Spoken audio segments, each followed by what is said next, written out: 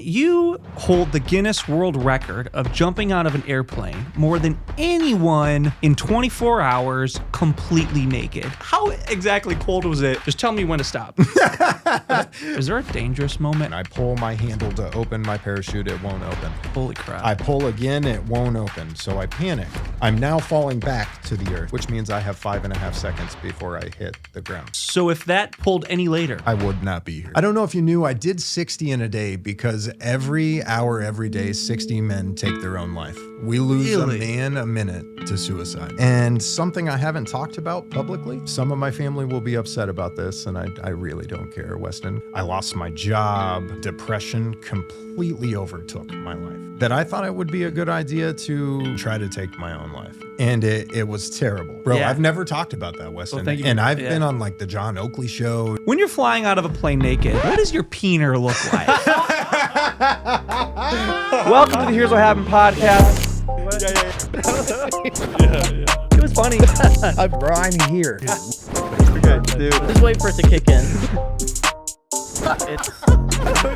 That was funny. Yeah. Ryan, you hold the Guinness World Record of jumping out of an airplane more than anyone in 24 hours completely naked. My question for you is, what in the world?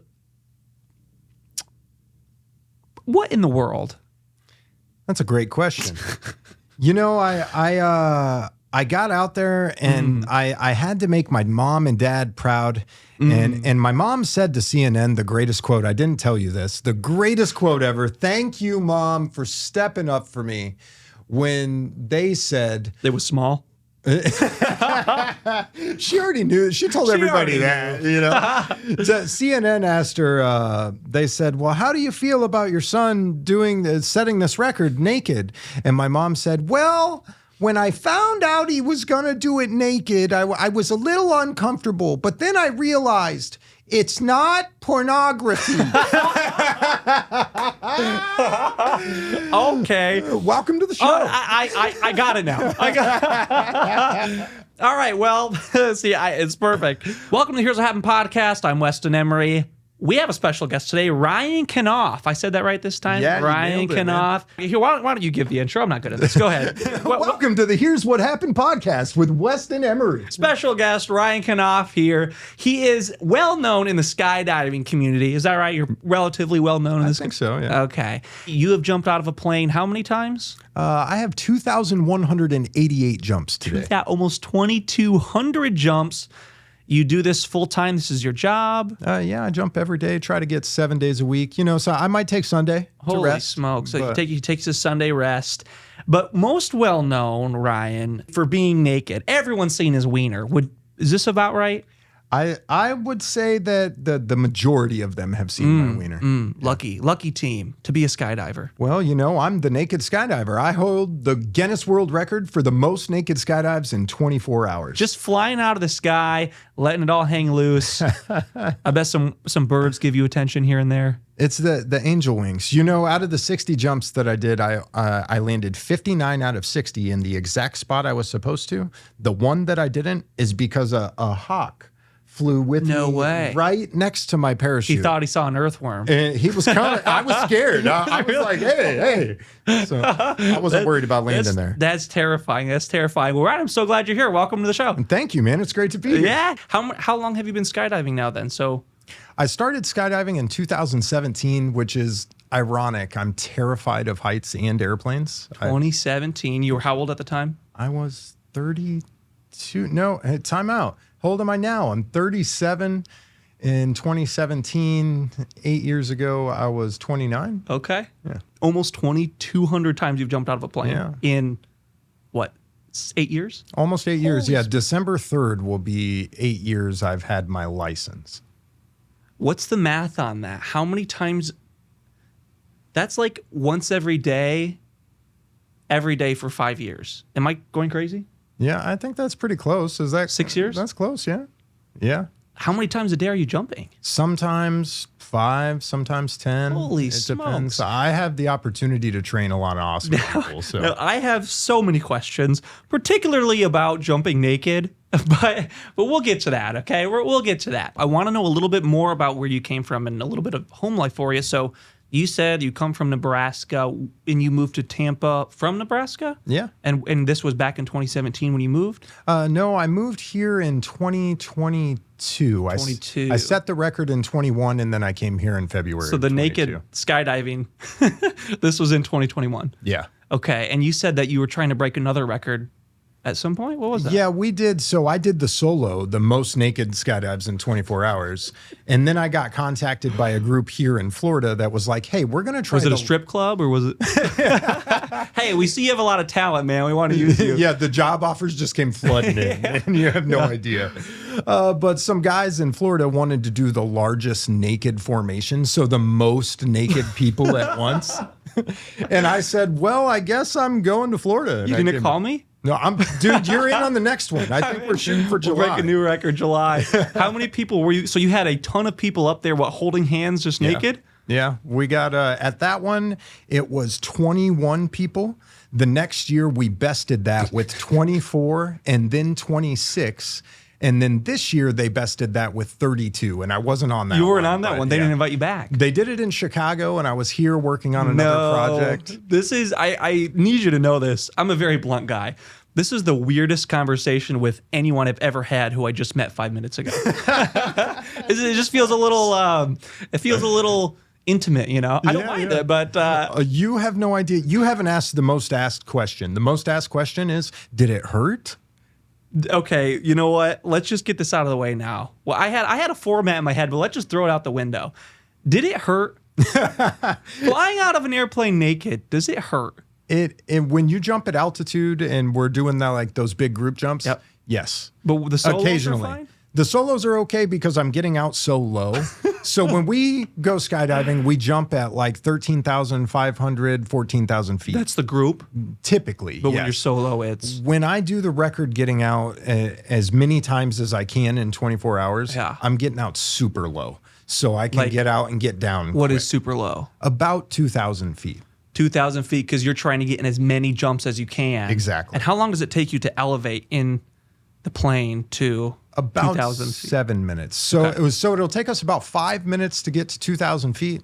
I'm getting out, and it takes me about a minute to 90 seconds to get back on the ground. So what's your advice for a fellow wannabe naked skydiver? Like, should I be like bricked up on my way down, or should I be more of like a flaccid faller? This is also a question that was debated on some interviews. I feel like there's a way to make it more aerodynamic, but... So I was asked if I was going to go full wolf or if I was going to go clean shaven. And that was an aerodynamics question that I had to consider. You know, like, wait, so somewhere in between. And then I had somebody, my video guy offered me. He was an older gentleman, like in his 50s. I was 32 at the time or something. He said, bro, you need a Cialis. There's cameras everywhere. There's people everywhere. And I was like, dude, I'm so young. I can't do that. I'll be walking by in a breeze of wind. And I'll be like, what's up, guys? Yeah, that's all it takes, man. Just one light breeze and it's over. So you would say the strategy's a... right in the middle. But so a little bit, I can't even say what I want to say. Half chub? So that was your strategy for all 60, or was it kind of back and forth? It was back and forth. We started 5:40 in the morning, legal sunrise. Okay. And even though it was the hottest day of the year, and it was a heat advisory that day, at 5:40, it's still kind of chilly. So, oh, yeah. How exactly cold was it when you're jumping out? Like, just tell me when to stop. Go further. Oh, bro, you started way too low. There we go. There we go.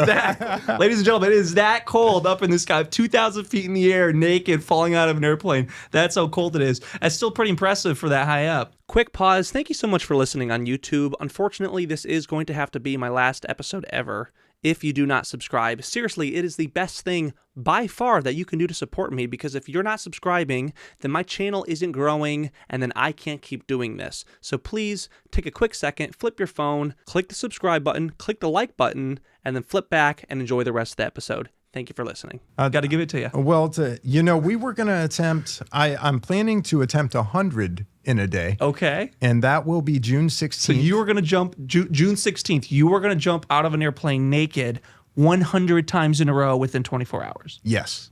Who are you competing against? There can't be anyone who's gotten to 99. I mean, is there other people who jump naked trying to beat this record? Or are you just trying to like cement it into the ground? Well, for the 24-hour, there's a lot of people that tease, hey, I'm coming for your record, bro. Nobody has the balls to do it. Literally. Yeah. Yeah. But there is one man in the world that has more naked skydives than me. His name is Jeff Dawson. He is the godfather of naked skydiving. So all hail. What's his name? Jeff Dawson. Jeff Dawson. He is the legend. He lives in Wisconsin. He has jumped naked every month for the last 21 years. Why? I'm not sure why he does it.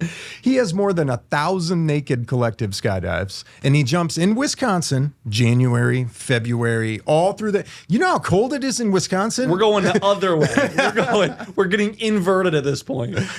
And he was the one that actually certified my record and was there to present me with the world record and everything. When you say he has jumped naked more times than you, do you mean within 24 hours or just in general? Collective. Okay, Yes, so you do have that 24 hour. I got the 24 hour, and I was on the largest formations, and there's been talk of me going after the highest, but it's really cold up there. Yeah, I bet. Now, when you're skydiving naked, have you ever pulled the wrong cord? No. There's a joke that maybe intentionally? So I did pee under Canopy twice. No way, I was going to ask. I feel like I would just want to like lay back, falling down and take a piss. I love to pee freely. You know, like if there's a toilet, if there's a clean bathroom over here and way down the hall, it's a nice summer night and there's a door to the back porch. What man is not going to choose the back porch, a nice breeze, just let it out and take a pee? I feel like that's how I'd be skydiving naked. It would just be this manly, masculine feeling.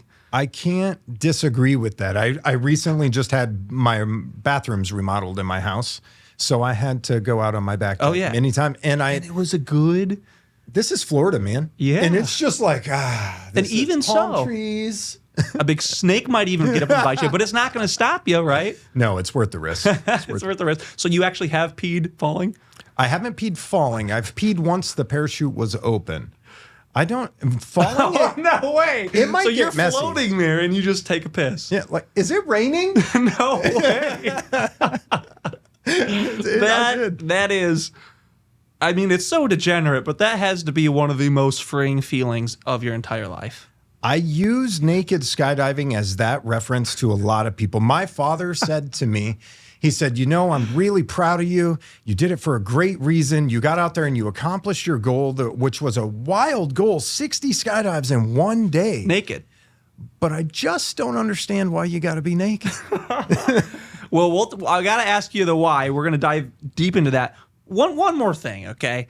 You know, as we're talking about all of it, do you feel like at some point you don't even need to bring the parachute down anymore? You know, there's been talk about maybe helicoptering and getting the propeller. Like a helicopter's got lift, right? It can fly. You could just not bring the parachute. With the proper helicopter technique, you could just spin your way to the ground, land so softly. Physics says yes. And if there's anybody out there willing to try, please call me. Call Ryan, and we will certify this for the next Guinness Book of World Records. We'll make it happen. Yeah, and we're taking lessons. We will pay you to train us to do this, right? Why skydiving? I played semi-pro hockey as a profession before I was a skydiver. Yeah. And one of my teammates' birthdays came up. It was his 30th birthday or whatever, and he wanted the whole team to go skydiving for his birthday.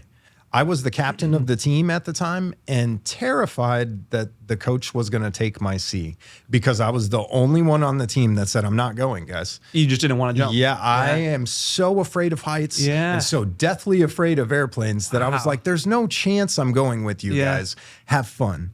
The second we left that airplane, my brain said, yep, this is what I want to do. Really? And I don't know why. I'm so afraid, deathly afraid of these things. And up before that moment, you were wanting to be on the ground. You wanted to be done. Zero desire to be there. Wow. Zero. Wow. We land, in my tandem video, the guy runs up to me, hey, would you do that again? And my exact words were, how do I get your job? Really? Yeah. And really? that was 8 years ago, and I do it now. Now, how does that first jump compare to 2,200 jumps later, where you are now doing this every single day? Like, what is that feeling? How has that changed? Is there still a fear, or is it? Oh, yeah. There's still a healthy fear. Yeah. But that fear is more harnessed now, kind of overcoming and facing it all the time. It's like a healthy dose of a healthy drug in some ways. Yeah.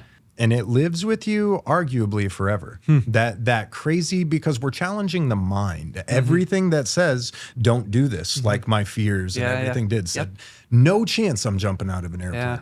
But when I did it, I said, I'm going to have to do that again. Wow. And it changed. You asked how it changed. Yeah. The first time, it was that dopamine overload, that sensory overload of what did I just do? Now it's more of like taking a melatonin or a serene feeling, a peaceful feeling. It is still, of course, that let's go, that adrenaline. But it's almost like, much better. So I'll tell you my story of the first time I ever jumped out of an airplane. So 4 years ago, hey, it's my birthday. I got some of my best friends and my girlfriend at the time. We all finally were like, let's go jump out of a plane. Let's go skydiving. And on the ground, we're watching parachutes fall, and we're like, yeah, we're gonna do it. We're gonna love this. And then I start going up in the plane, and it's loud the whole way up. We're in this little rink-a-dink plane. You look out the window, and you see like the wing above you, and you can just see down. And we probably went up for 5 minutes, and I'm thinking, or I'm strapped between the legs of this big Russian guy who's like, come on, we're gonna jump. And I'm like, we're probably high enough. We're probably about to jump now, is what I'm thinking 5 minutes in. And we just keep going for 20 more minutes up. And I'm like at some point, I'm like, we're above the freaking clouds. Like, how much higher are we going to go? 20 more minutes we go.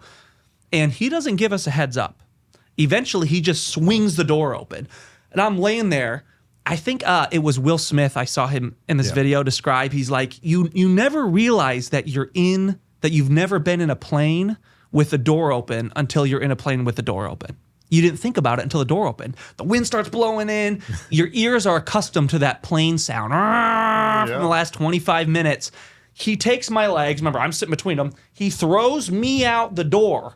So my feet are hanging. The first thought that comes to my head are my shoes. Are they tied on tight enough? I don't know why. That was like the first thing that came to my head is I'm dangling over. I can't look up because there's the wing of the plane above me. All I can look is down and just see everywhere and feel the wind and the loud plane. And I'm like, what do I do? Do I grab onto something? And then I just see the wing of the plane go down in front of me and we're falling. Like the wing just tips. He dumps us out and we're just falling. The sound of the plane goes from and it's just wind blowing in my face and I'm like this and he's trying to tell me to like look at the GoPro and we only fell for 10 seconds. You fall, the first 1,000 feet is 10 seconds. Every 1,000 feet after that is 5.5 seconds. Interesting. So it takes you about 10 seconds to hit terminal velocity. Interesting. Yep. About 10 seconds? Yep. Okay, got it. So we were just getting there when we pulled it. Interesting. Yep. But I remember when I started falling, the first thing that came to my head when I started falling was, I will never do this again. I thought I will never, ever do this again. It is everything that you can think of this being an intense sport. It is that times 1,000. Yeah. You can picture yourself falling out of a plane, but when you're however many 1,000 feet in the air, just in a free fall, no parachute, just an absolute free fall, feeling the wind, falling. It is horrifying. I mean, it is... I think I kind of blacked out a little bit. And a lot of people say that the first time that it was such an overwhelming thrill that you kind of black out a little bit. Do you hear that often? That's what I meant by that sensory overload. Yes. So when we're teaching people to skydive, like when you jump with your own parachute, those first few skydives, you don't remember that first like 10 seconds. Yeah. because we teach you rudimentary what you do for us to exit the plane Right. together. Yeah. And people will do that because we hammer it in their brains, Right. muscle memory. Yeah. And then the second we get on the ground, we're like, hey, how was that skydive? What'd we do? They'll be like, I don't remember what happened.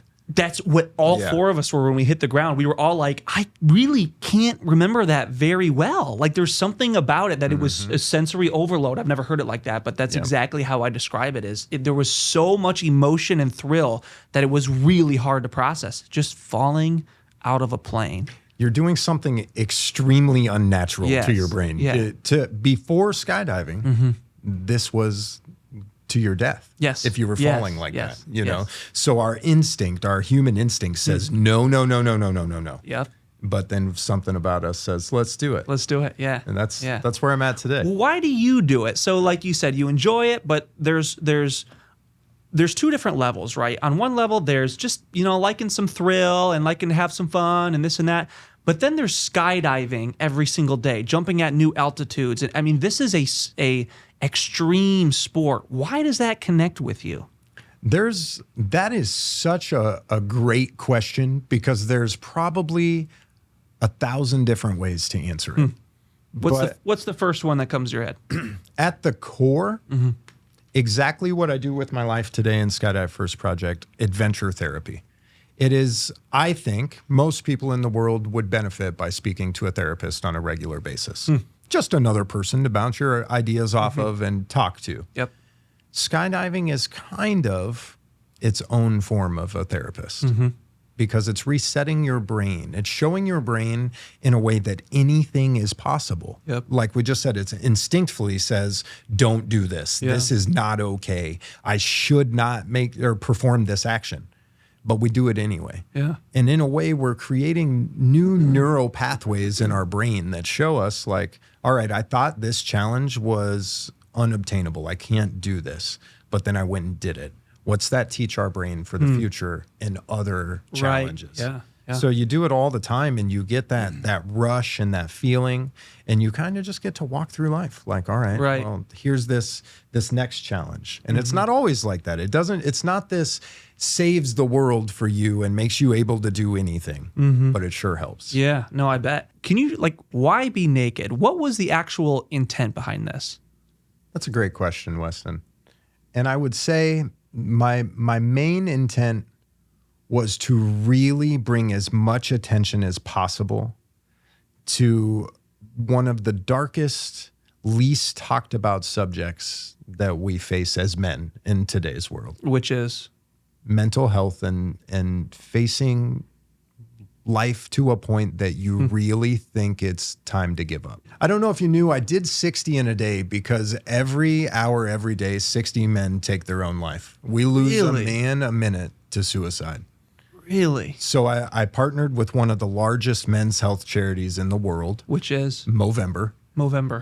Yeah, hence the mustache. Okay. Yeah. And we were able to raise a ton of money and awareness that day. That's why I did it. I don't know. In fact, I know you don't know. At that time, it was just post-COVID. It was February of 21. Yep. And I had just lost my first official skydive student that became one of us, became a licensed skydiver and a part of the team. He took his own life. Ugh. And it was terrible. 2 weeks later, my grandfather took his own life. He walked into the garage and took his own life. Literally, not a month after that, one of my childhood best friends called me and said, hey, we don't want to. Will you please go check on my brother? He was gone too. And those cumulative events happening so close to each other like that sent me in a spiral to where I was saying, what the heck is wrong with me? What's going on in my life that I know all these people doing this? So I looked, I really, honestly, Weston, I shut myself in my house for a few months. I lost my relationship of 4 years at the time. I lost my job. I was losing my house. I was losing everything because depression completely overtook my life. And on the only thing that was keeping me alive was like going to the gym. I was a skydiver at this point. I was already skydiving and an instructor and working in the sport. And can I ask you, was this something that you battled with before this time, or was this kind of like a... That is a really good question, and something I haven't talked about publicly. No pressure, man. No. I'm glad you asked this question. About 6 months before I started skydiving, I made my first skydive August 26th of 2017. That was the date of my tandem. I guess a little more than 6 months, about 9 months before that, around Christmas time of the year before, 2016. My life was great. I had a nice car, several nice cars, a classic car, a nice house, 2-car garage, living the dream for like a young man, you know? $500,000 in debt. Yeah, you know, for sure. And I was so upset and doing so poor mentally in life that I thought it would be a good idea to go sit in my 1970 Buick Skylark and start it in my garage and try to take my own life. And it was a lot of things. It was the weight of the world. It was co-parenting in a toxic situation. It was the stress of not doing good enough, the pressure of social media and the social pressures of comparing our lives and doing everything we do in this modern era that we live in. And I did. I went in there and I started my car, and I was ready to just be done with it all. Can you tell me a little bit about your life at that point? So at this point, who were you living with? Did you have roommates? Were you living with family? Were you living with your... I think you said you had just recently gotten out of a relationship at that point. I was living by myself. My daughter at the time was 3 or 4 years old, and her mother and the family wouldn't let me see her. And that had let me preface this with, I know personally more than 8 or 9 people that have taken their own life, all men. And out of those 8 or 9 people, 5 or 6 of them were all because of custody issues. Those, I won't say they're because of, those were huge catalysts. Those were always it was always a factor. It was a common denominator. Absolutely. Was it the same way for, now obviously it was different for your grandfather? Yeah, my grandfather, I believe, he got a diagnosis of bad health. I think he got a liver cancer diagnosis, and he was so old. He was 87. I believe, and some of my family will be upset about this, and I really don't care, Weston, because he's my grandfather. It's what I believe. He didn't want to burden the family. And you know how some of our grandparents can be like, hey, I'm going out with my boots on. That's the decision. It's a pride thing, right? Yeah. It was, he knew that we would all try to pay to take care of him. And he didn't want us to waste our money in his eyes, because that's how he saw it. Hey, I'm so old already. Don't spend that kind of money on me. Right. So, and I didn't mean to get you off track there. So you are living alone? I'm living alone. There was custody issues? Yeah, custody issues. And I was playing hockey at the time. I was the captain on one of my teams, doing really well. And something inside me just wasn't content. I couldn't see my daughter. I couldn't make those things happen no matter how hard I was trying. And I felt useless. I felt hopeless. And I let those feelings take over. And thank God, one of my teammates at the time was a state trooper and was close with me. And we were communicating and things. And he knew something was wrong with me. And he used the Find My iPhone app. And the police kicked in my garage door and saved my life. This is when you were in your car? Yes. What? Yeah. How on earth did that happen? That was zero support.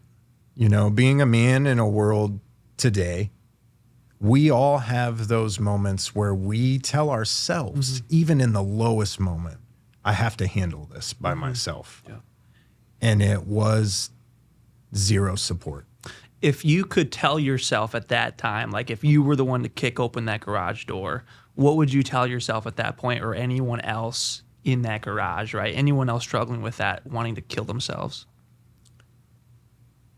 it's too cliche to say that it's a permanent solution to a momentary problem, because that's what I feel like a catchphrase in the mental health community that isn't. It's true, Right. but it's not really sincere. I would tell them that it can and does get better. Can I ask you, so for you, how did that get better? Do you feel in a place, like, do you feel in a much stronger mental state now? I mean, it seems like you're in a place where you're not trying to take your own life. Thank God for that. Do you feel like you're free of that? Do you feel like you have solved a problem, or do you feel like this is an ongoing battle? That is a great question, man. I am in a much better place today. And I can say that mental health will always be an ongoing battle. Oh, yeah. Yep. But those depths like that, the real dark heaviness of mental health, Yeah. for this time in life, I'm plenty past that. Praise God. When you think about getting past that, a few pieces of that you mentioned already. So you said like you were going to the gym and just like having someone to talk to, like you mentioned therapy. What are some of those things that you found that have helped yourself? Obviously, skydiving has become a big part of your life, but what else? Has it been community? Has it been prayer? What has it been for you? You know, I'm glad you said that. Prayer is a big part of it. I do have a great relationship with God. Are you a Christian? I am. Okay. Yeah. And So am I. Great, man. Yeah. That's awesome. It's in the younger generation, you don't see that so much. So I'm really glad to know that. Yeah, you bet.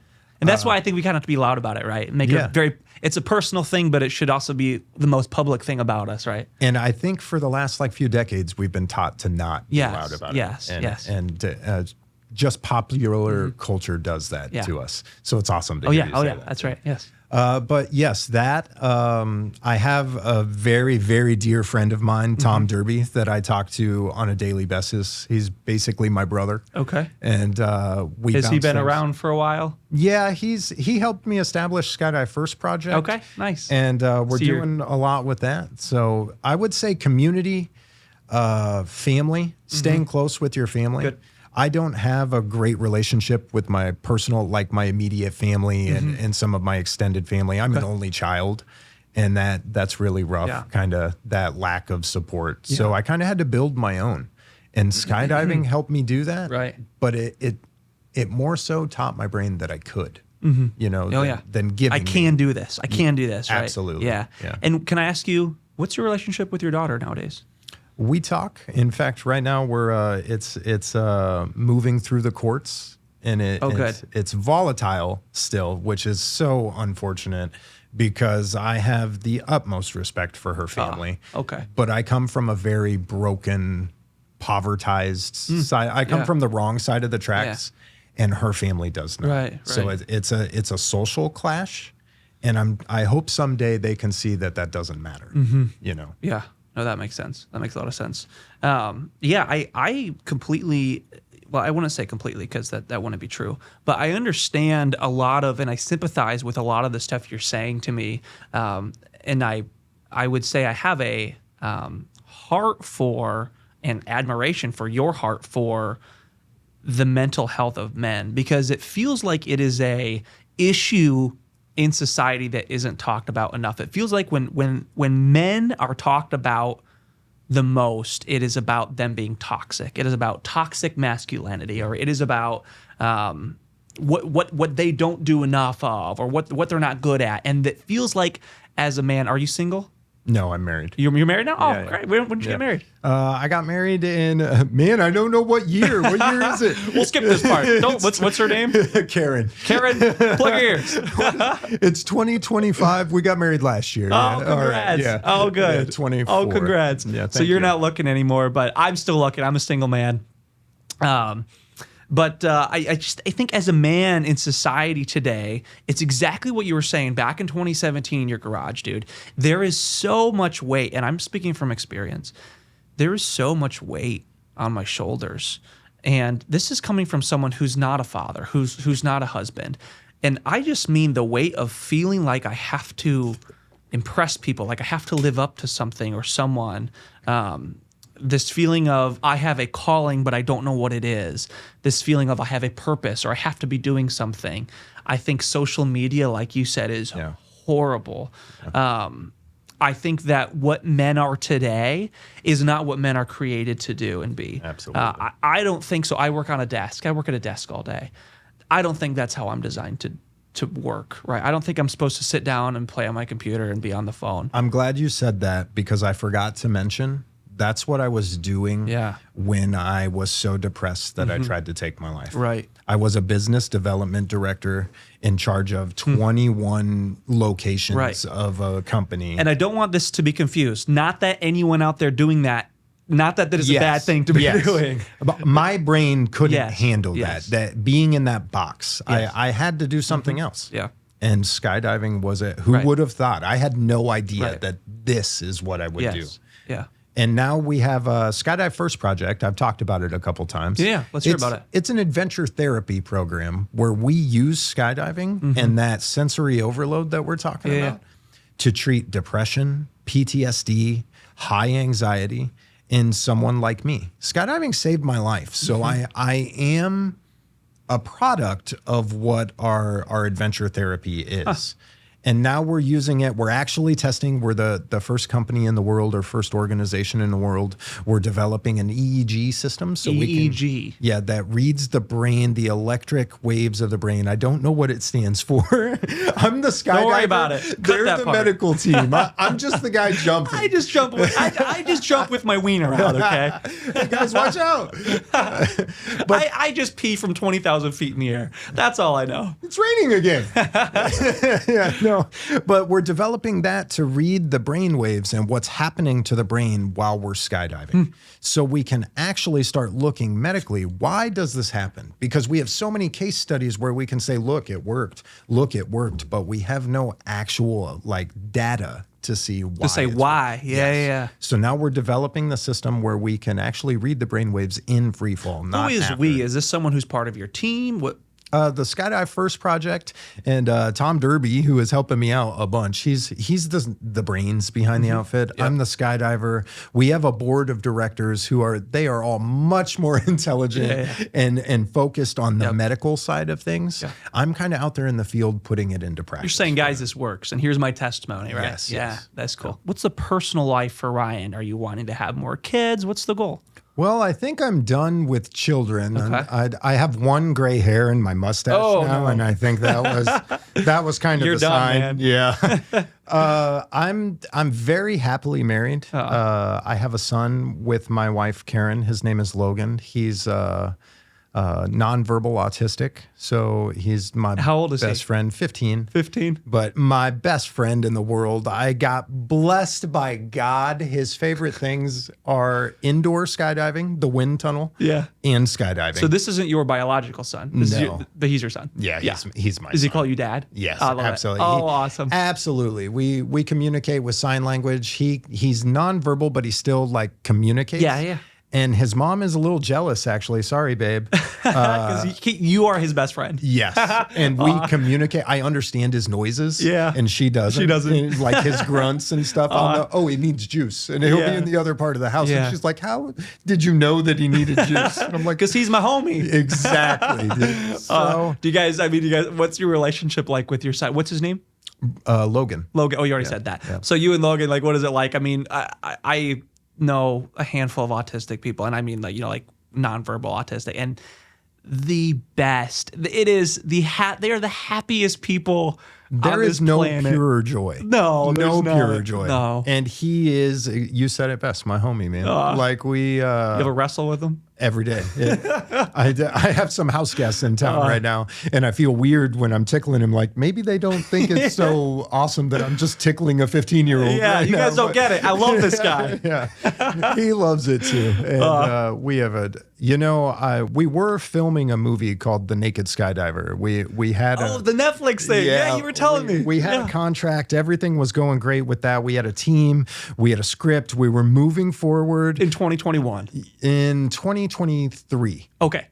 And a lot of it there was a writer strike in Hollywood, if you remember a couple years ago. It was a pretty big deal. Yeah. We lost our writer. We lost the team we were working with, and I just couldn't get the funding to keep it going. Were you just going to be like a producer or like kind of there helping a little bit, or were you going to be in it? They were filming an actual like live documentary. Have you seen, I don't remember, the guy that flew to Russia and like got Pez, the Pez documentary? Nope. They were going to do it just that style. Like There's me telling one the called, story.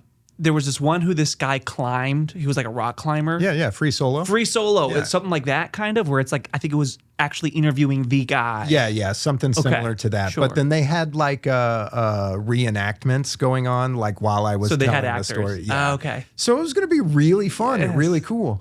A lot of it would have pulled me away from, as you know, nonverbal autistic needs a lot of attention. A lot of attention, yeah. And it would have taken me to Hollywood and LA, and it did a couple times. And I realized I don't want, a younger me would have loved that. I would have had so much fun making a movie about this thing that I did, and actually getting to tell the story of why and get it all out there. But I've realized I'm kind of old now, and I love my family. You're not old yet, and you do love your family, but I don't think everything has to be a sacrifice for that. But I hear what you're saying. If the opportunity came back, would you not take it? I would take it in different circumstance. Before there was so much planned. They sent me on media tours, and I went to one time 12 cities in one day. And I come from very humble beginnings. Right. And the middle of nowhere in Nebraska and Iowa, like poor dirt farmer family. And to get in an airplane and go to 12 cities in one day was like, wow. How did this just happen? Yeah. You know, like what's going on? Yep.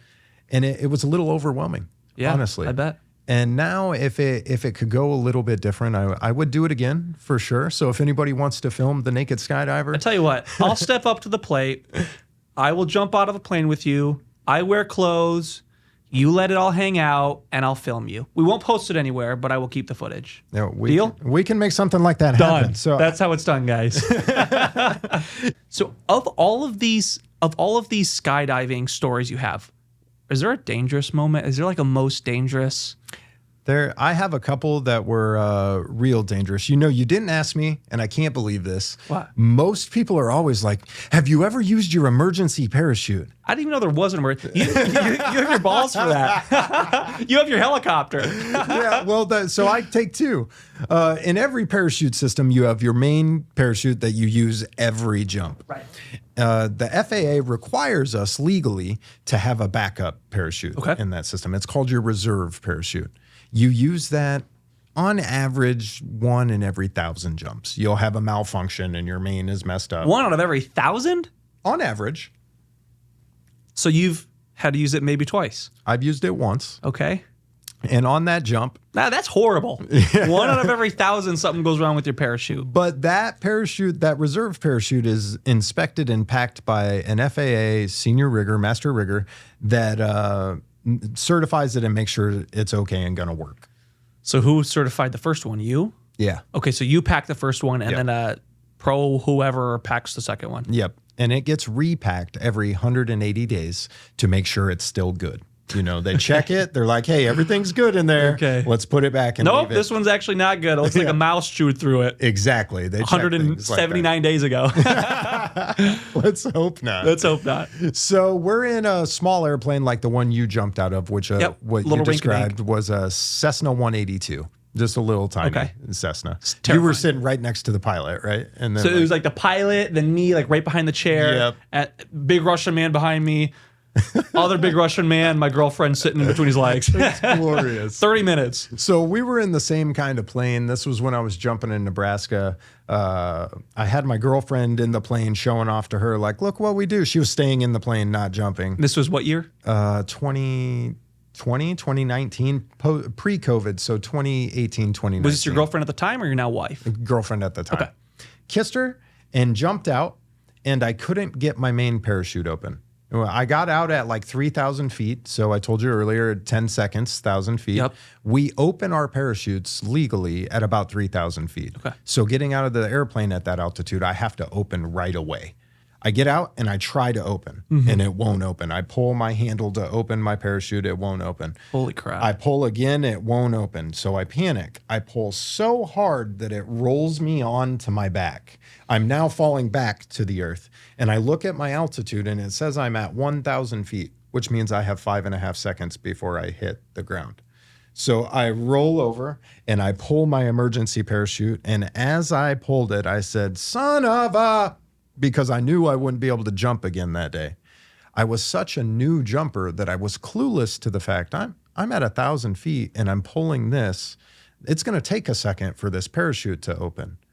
Usually we open our parachutes at 3,000 feet. It means we have about 2 or 3 minutes before we're on the ground, flying around with our parachutes. You experienced that.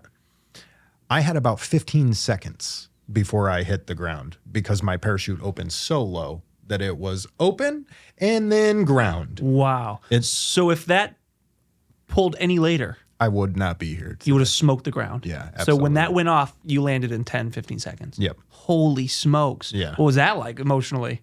That was the biggest butthole pucker moment of my life. Very tight butthole. Oh my gosh, that's horrible. That was a wild one, and that happened.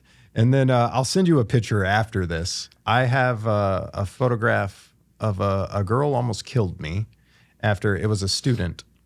I opened my parachute after they opened their parachute, and they had a malfunction with their parachute, and they cut away. And when they cut away, they fall before their emergency chute opens. So that you cut away your main parachute. Yep. It goes away. It releases you Yep. from it. And then you open your emergency parachute. As she was opening her emergency parachute, she fell right in front of me, no further than the cameras. Oh, And that if she would have hit my parachute, we would have Toast. both died. oh my gosh. It's always, though, I will tell you, and the people listening, the statistics for you to die on a tandem skydive are astronomical. When you hear in the media or you see a news story, skydiver death, it is always someone like me pushing the limits. They're trying to go faster and faster and faster at 90% more of and the more time. naked. Yeah, Even the- more naked than last time. Getting less and less skin, shaving hair, laser removal. It's the all a mustache thing. is gone. Yeah, I need that aerodynamics. But it's in 2024, I don't know the statistic for 25, out of like 4.2 million skydives, there were only 9 fatalities. Out of how many? 4.2 million. More people died in small vending machine accidents than skydiving. So compare that to like riding a car. Like how many drivers out of 2,000 die? Oh, it's are not you even comparable. I'm safer. Am I safer driving home in a car than I am in a tandem flight? Not even close. Driving that car is much more dangerous. Really? Statistically, yes. Really? Yeah, I mean much more dangerous. It's astronomically different. So skydiving is not dangerous Inherently, no. unless you're you and you're just going crazy. Well, it's a dangerous activity, but it's dangerous in the same as riding an elevator. There's safety equipment in place. There's safety checks in place to make sure that elevator works. Yep. Same thing in skydiving. So there's so many people who are terrified to skydive, like you were. Do you think they should go skydive? I do. Why? Why go skydive? It's that barrier in your brain. Even if it's something like you said, I never want to do this again.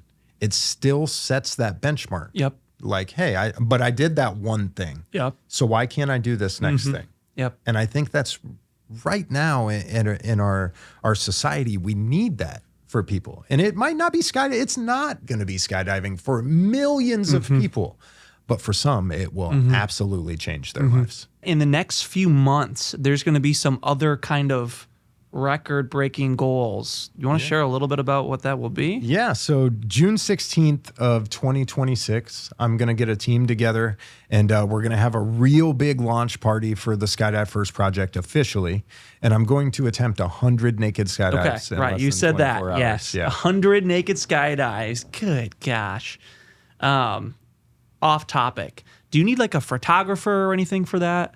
I mean, if you want to come, we did say off topic, I have never leaked even one naked photo of the first record. No. Then how do we believe it? Listen, I don't mean anything by this. I just personally don't believe that you jumped out naked unless I see video evidence. Well, there's some of that. There is a doctor and his wife in Nepal that on a silent auction, they bought a huge like 24 by 48 photo of me landing in the nude. And it is the only photo that publicly was released. So where, again, this is asking for a friend, where can I find this picture? Check my Instagram. There's some great. My favorite one ever was, so I walked out of the tour bus, and when I came out, all the news cameras and everybody was there. There was a way larger crowd. And you're naked. I had a towel wrapped around me as I walked out. And the crowd was like buzzing. It's like 5:30 in the morning. And it reminded me of like the Willy Wonka scene when they're like waiting for him to come out of the factory. Yeah. And then he does everybody, a little somersault. Yeah. Did you somersault? I didn't somersault. And I just missed opportunity. Gosh, dang it. You sold. They all got quiet, like silent. It was a huge crowd. And so I felt even more, I'm walking out naked in front of all of you. So they people. Stopped cheering and they just got really quiet. Yeah, I'm standing there in a towel. Like, what do? I just ripped the towel off. No way. And there's a photo of that exact moment of me taking the towel off. That's probably my favorite. Did they photo start ever. cheering again? Yeah, they did. It was a super, super boost of confidence. Like, hey, I can do this. They could have booed. I was worried. Like, okay, hey, it's all right. Is this fine? Is this fine, everyone? That's horrible. That is so funny.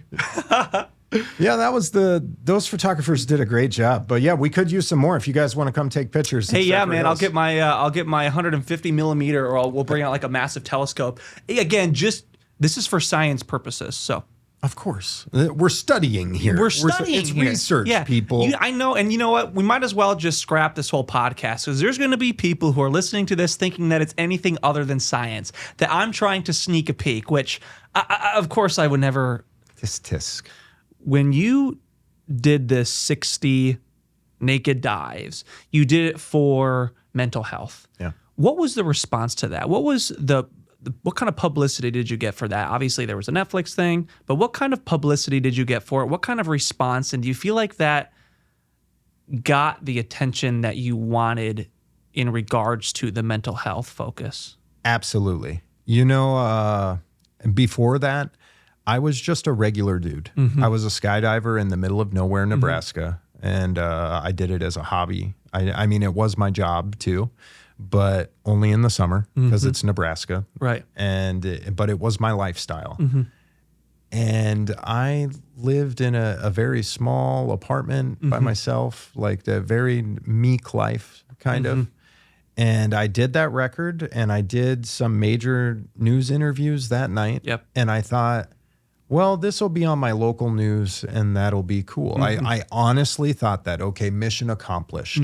We wanted to raise some money and awareness that people are taking their own lives right now and we all aren't paying attention. Right. We need to pay it. That's why I went naked. So I hoped that people would look and be like, what? Clickbait kind of at first. But also it's the message that you shared, which is it's to represent vulnerability. Yeah. How much more vulnerable could a man be than hurling himself naked with a tiny wiener? Yeah. I mean, BDS, it's baby size. With about the smallest wiener a man can possibly get. And, I went to bed that night and I was like, mission accomplished. We're on the news. Yep. We raised an astronomical amount of money that people donated. Yeah, I think after it was said and done, a few days of really fundraising and stuff, we got close to like $43,000 or something. And where did that go? To Movember, all of it. Wow. We donated everything to them. Awesome. It's because they have awesome. open source accounting, so you get to see where it goes, and it's actually helping people. Okay,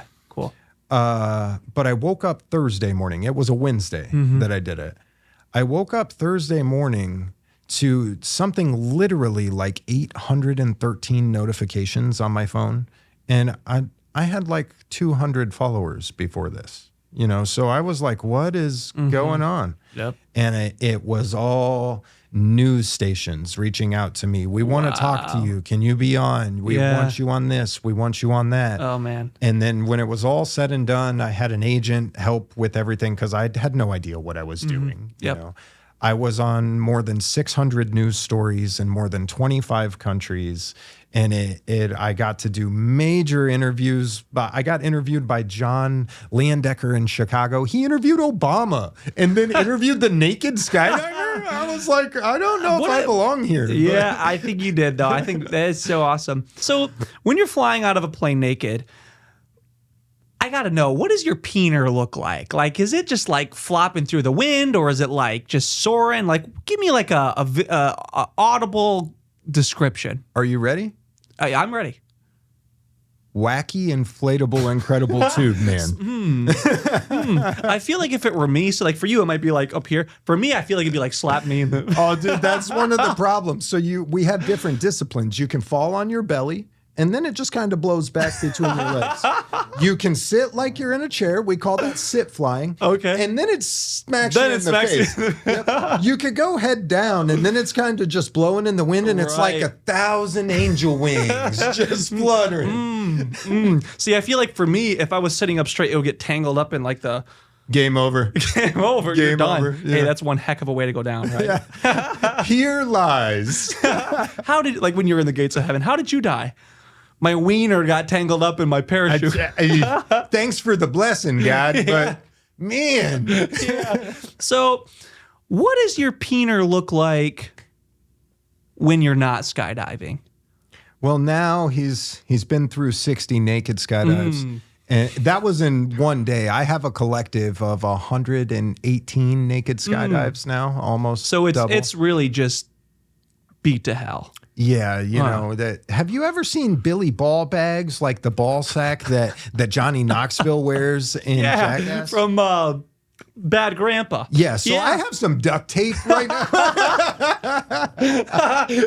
They're hanging out your pant leg. I can't wear shorts to the gym anymore. Those things are stretched beyond. I mean, anything you could imagine. Those things are toast. Like I said, I have 2 emergency parachutes now. Right, one of them is just bat winging that sucker. So you just interviewed not Logan Paul? Not Logan Paul, my homie, Rodney Peterson. Wait, his name's Rodney Peterson? Yeah. I've been friends with him for like 2 years now and told my entire family, everybody, that I was friends with Logan Paul. Guys, Logan Paul. Wait, how did you meet him? We're both from the same little area of Iowa, dude. Like, we grew up maybe 20 miles away. I thought you were born in other. Nebraska. Yeah, Omaha. And so Omaha, Nebraska is right on the Missouri River. Okay, got it. And it borders Iowa, where Omaha's the big city that is not a big city. And it has all these little towns around. So I say I'm from Omaha because I went to high school there and stuff. And people know it. Yeah. But I'm actually from the armpit of America, Council Bluffs, Iowa. And Rodney knows that well. Did you? Farrah Abrams grew up 2 houses down. I don't know who that is. She's the teen mom porn star. Oh, yeah, I know who that is. Yeah. She was on 16 and Pregnant and stuff. She grew up like right down the street. Okay, got it. So that's how you guys got so screwed up. Yeah, that's it. She did it to us all. She screwed you over, man. Literally. Okay, moving on. Yeah. No, Rodney, he's like the coolest guy ever. Yeah, obviously he connected us together. So when I met Rodney, obviously fake Logan Paul, or not Logan Paul is what he goes by. Yeah.